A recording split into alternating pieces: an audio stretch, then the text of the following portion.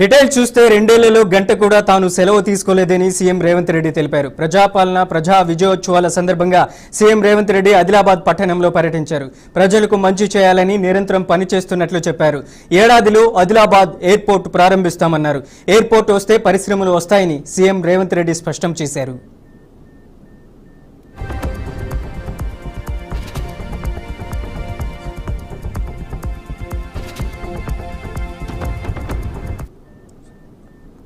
నాలుగు కోట్ల తెలంగాణ ప్రజల యొక్క అభ్యున్నతి కోసమే మా ప్రభుత్వం అహర్నిశలు కృషి చేస్తుంది, నిరంతరం పనిచేస్తుంది. గత 2 సంవత్సరాలలో ఈడ చాలా మంది చదువుకున్న యువకులు ఉన్నారు, పాత్రికేయ మిత్రులు ఉన్నారు. ఈ 2 సంవత్సరాలల్లా ఏ ఒక్క రోజైనా ఒక గంటైనా ఎప్పుడన్నా నేను సెలవు తీసుకున్నానా మీరు ఒక్కసారి ఆలోచన చెయ్యండి. ఈరోజు మేము భూమి ఇస్తే రక్షణ శాఖకు సంబంధించిన రాజ్నాథ్ సింగ్ గారు సహకరిస్తామన్నారు.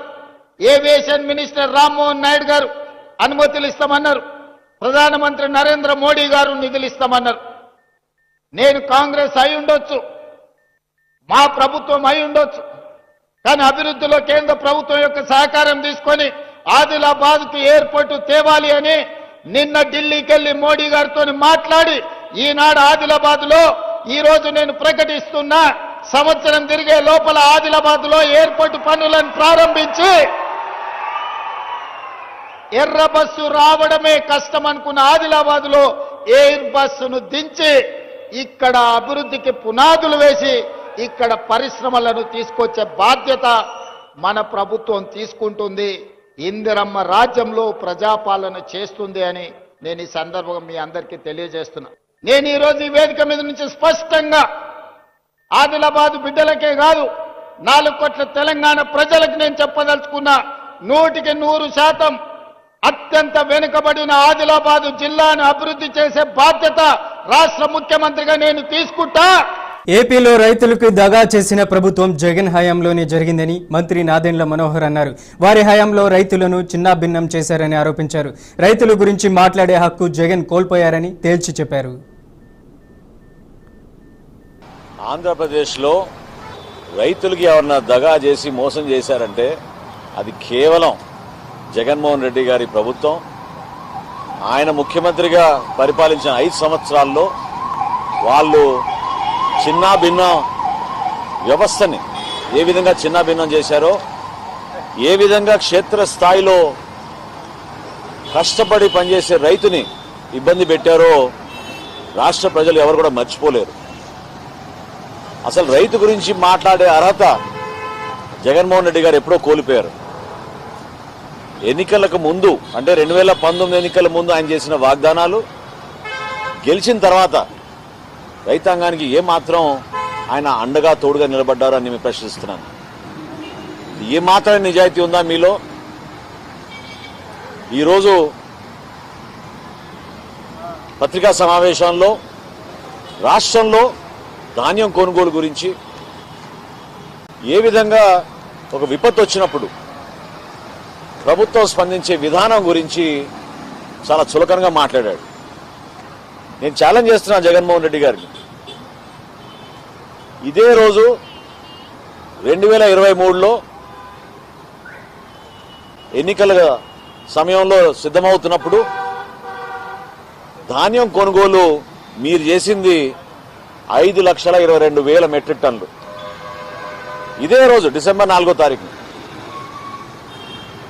మా కూటమి ప్రభుత్వం గర్వంగా 2,40,000 మంది రైతుల దగ్గర నుంచి ఈ రోజుకి 14 లక్షల మెట్రిక్ టన్నుల ధాన్యం కొనుగోలు చేశాం. ఆంధ్రప్రదేశ్లో పల్నాడు జిల్లా చిలకలూరిపేటలో ఘోర రోడ్డు ప్రమాదం జరిగింది. కంటైనర్ను కారు ఢీకొట్టింది. ఈ ఘటనలో 4 అక్కడికక్కడే మృతి చెందారు. మరొకరికి తీవ్ర గాయాలు కావడంతో ఆసుపత్రికి తరలించారు. అయితే అతని పరిస్థితి విషమంగా ఉన్నట్లు తెలుస్తుంది. కారులో గుంటూరు నుంచి ఒంగోలు వెళ్తుండగా ఈ ప్రమాదం జరిగింది. విషయం తెలుసుకున్న పోలీసులు సంఘటనా స్థలాన్ని పరిశీలించారు.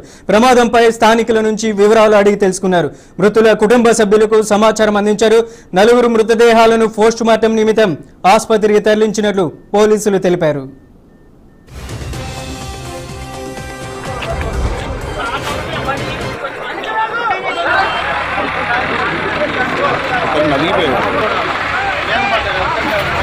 అబ్బాయి బతికి ఉన్నాడు.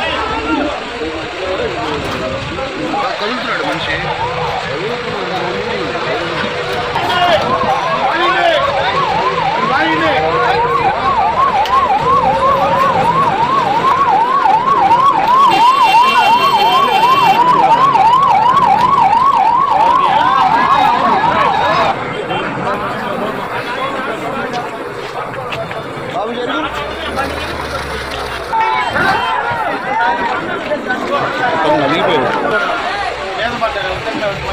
అబ్బాయి బతికి ఉన్నాడు.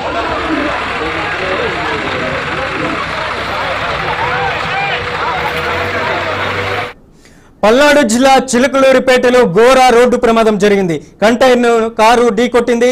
ఈ ఘటనలో నలుగురు అక్కడికక్కడే మృతి చెందారు. మరొకరికి తీవ్ర గాయాలు కావడంతో ఆసుపత్రికి తరలించారు.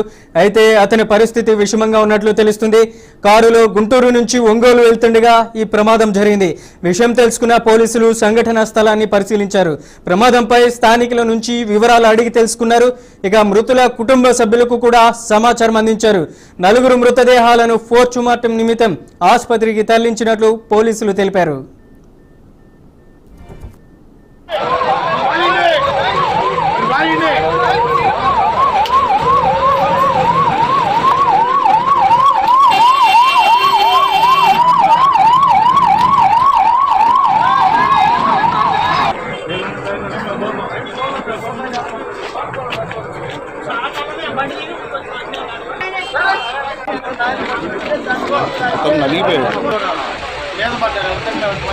అబ్బాయి బతికి ఉన్నాడు.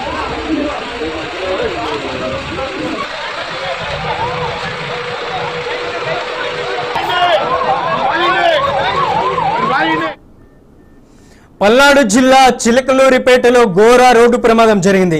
కంటైనర్ను కారు ఢీకొట్టింది. ఈ ఘటనలో నలుగురు అక్కడికక్కడే మృతి చెందారు. మరొకరికి తీవ్ర గాయాలు కావడంతో ఆసుపత్రికి తరలించారు. అయితే ఒకరి పరిస్థితి విషమంగా ఉన్నట్లు తెలుస్తుంది. కారులో గుంటూరు నుంచి ఒంగోలు వెళ్తుండగా ఈ ప్రమాదం జరిగింది. విషయం తెలుసుకున్న పోలీసులు సంఘటనా స్థలాన్ని పరిశీలించారు.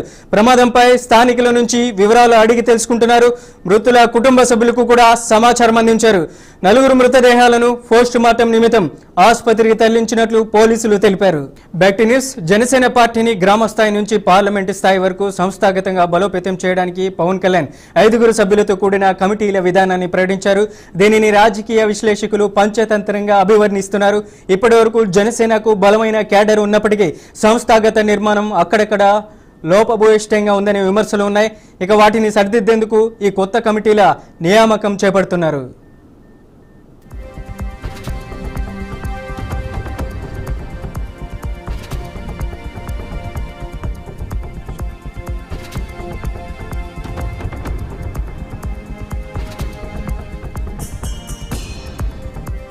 తెలంగాణలో వెబ్సైట్లపై హ్యాకింగ్ బెడద తీవ్ర అనుమానాలను రేకెత్తిస్తుంది. ఇక సాధారణ శాఖలు కాదు, పోలీస్ కమిషనరేట్ అధికారిక వెబ్సైట్లను హ్యాకర్లు టార్గెట్ చేయడంతో రాష్ట్ర వ్యాప్తంగా కలకలం రేగింది. ఉదయం నుంచి హైదరాబాద్, సైబరాబాద్, రాచకొండ కమిషనరేట్లకు సంబంధించిన పలు లింకులు యాక్సెస్ కాకపోవడంతో సైబర్ సెక్యూరిటీ టీం అప్రమత్తమైంది. తక్షణమే టెక్నికల్ బృందం రిపోర్టులు సమీకరించగా అనుమానాస్పద ఐపీ అడ్రస్ల గురించి సర్వర్లోకి ప్రవేశం చేసేందుకు పలు ప్రయత్నాలు జరిగినట్లు బయటపడింది. మొత్తానికి ప్రాబ్లం సాల్వ్ చేసింది సైబర్ టీం.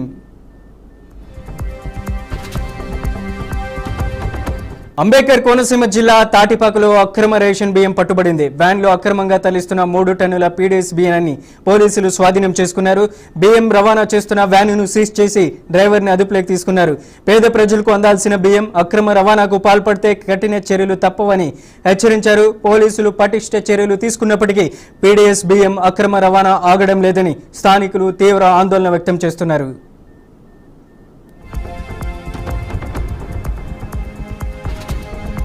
హయత్ నగర్ పరిధిలోని శివగంగా కాలనీలో మూగబాలుడు ఫ్రేమ్ చందుపై వీధి కుక్కలు దాడి చేసి తీవ్రంగా గాయపరిచిన ఘటన రాష్ట్ర వ్యాప్తంగా సంచలనం రేపింది. దీనిపై స్పందించిన సీఎం రేవంత్ రెడ్డి తీవ్రంగా చలించిపోయారు. వెంటనే సీఎంఓ జేహెచ్ఎంసీ అధికారులతో మాట్లాడారు. బాలుడి ఆరోగ్య పరిస్థితి గురించి ఆరా తీశారు.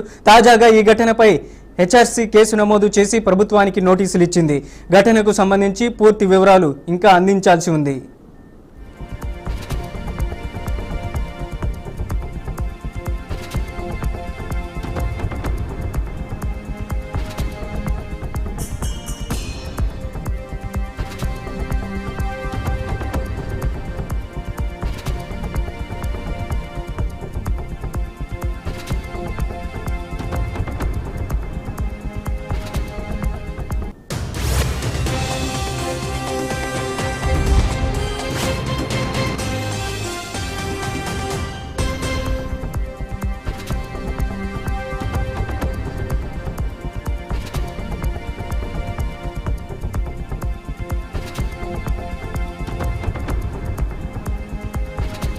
ఒక తీవ్రవాద కుట్ర కేసు విచారణలో భాగంగా జాతీయ దర్యాప్తు సంస్థ దేశవ్యాప్తంగా 22 ప్రాంతాల్లో విస్తృత దాడులు నిర్వహిస్తుంది.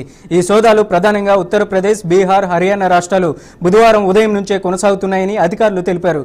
ఉత్తరప్రదేశ్ నుండి బీహార్లోని పలు జిల్లాలకు అక్రమ మందుగుండు సామాగ్రి రవాణా జరుగుతున్నట్లు గుర్తించిన నేపథ్యంలో ఈ కేసు నమోదైనట్లు సమాచారం. ఈ ఆయుధాల అక్రమ రవాణాకు సంబంధించి ఒక సమగ్ర నెట్వర్క్ పనిచేస్తున్నట్లు ఎన్ఐఏ గుర్తించింది.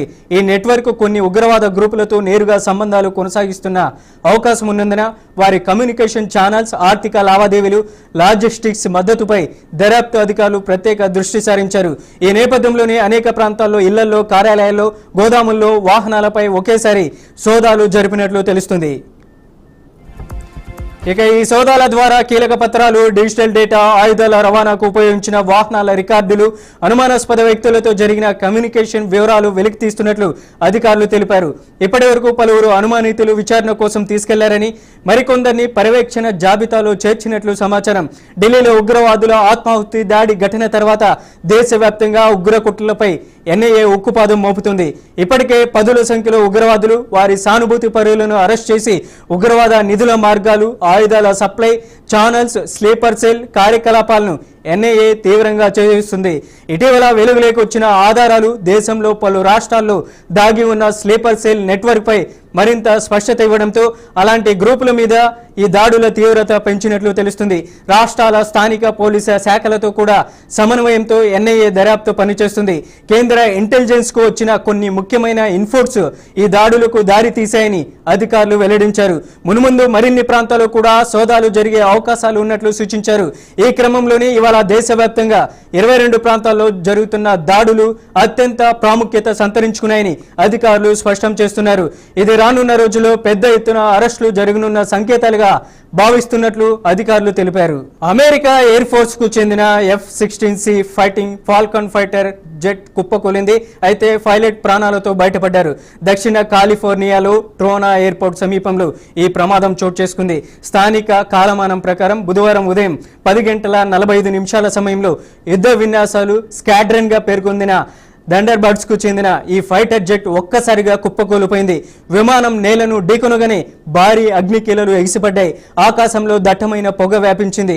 ప్రమాదానికి ముందు పైలట్ విమానం నుంచి బయటపడడంతో పెద్ద ప్రమాదం తప్పింది. ఇక స్వల్ప గాయాలైన పైలట్ ను అధికారులు స్థానిక ఆసుపత్రికి తరలించి చికిత్స అందిస్తున్నారు.